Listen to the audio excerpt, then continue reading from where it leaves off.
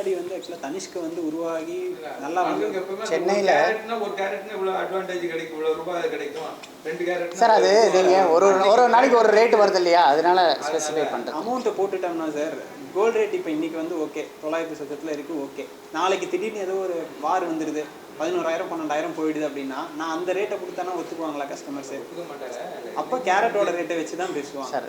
அதனால கேரட்டோட ரேட்டு 30 நாளுமே 30 நாளுமே 30 ரேட் இருக்குது. அதனால தான் கேரட்டில் கொடுத்துட்டோம்னா என்ன நடக்குதோ அதுக்கான பெனிஃபிட் கஸ்டமருக்கு போய்டும் அப்படிங்கிறதுனால தான். ஸோ சென்னையில் 22 கிளைகள் இருக்குது சார். ஆக்சுவலாக நம்மளுக்கு இந்த சென்னையில் இன்னைக்கு ஒரு கேரட் விலை என்ன? 9 நாங்கள் ஒன் கேரட்டு 418 ரூபா வரும் சார். ஒரு கேரட்டோட ரேட்டு 416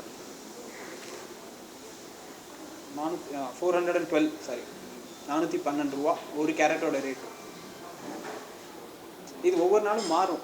அதனால நம்ம கண்ட்ரோல் அது இல்லாததுனால கேரட்டுன்னு சொல்லிட்டோம்னா அன்னைக்கு ரேட்டுக்கு என்னவோ. ஏன்னா ஒரு கஸ்டமர் இன்னைக்கு வந்து நகையை கொடுத்துட்டு நான் 2 நாள் கழிச்சு வாங்குவேன்னு சொல்லுவாங்க. அன்னைக்கு ரேட்டு மாறும். இதெல்லாம் வராமல் இருக்கிறதுக்கு அன்னைக்கு ரேட்டோட வச்சு இதுன்னு சொல்லிட்டோம்னா ஈஸி.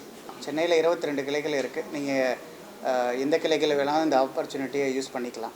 கேரட் ரேட்டுங்கிறது 1 கிராம் தங்கம் 1 கேரட் இருந்ததுன்னா 412 ரூபாய் அந்த மாதிரி. 22 1 கிராம்னா 22 கேரட் சார். நீங்கள் அப்படியே டிவைட் பண்ணி பார்த்தீங்கன்னா ஒரு 22 கிராம் தங்கம் 1 கேரட் இருந்ததுன்னா இல்லை 1 கேரட்டில் வராது சார். அது என்னன்னா தங்கத்தோட அளவே வந்து சுத்தமான தங்கம். நீங்கள் சொல்கிறப்ப 22 கேரட் 1 கிராம். 1 கிராம் ரேட் என்ன? 1 கிராம் ரேட்டு போயிருந்தா 1 கேரட் ரேட்டு அது 1 கேரட் ரேட்டுங்கிறது வந்து 1 கேரட்டுங்கிறது நம்ம கணக்குக்கு வேணா போட்டுக்கலாம் சார். ஆனால் 12 எப்படி அரைவாயிங்கன்னு அதுவே சார். இன்னைக்கு gold rate by 22. Gold rate by 22.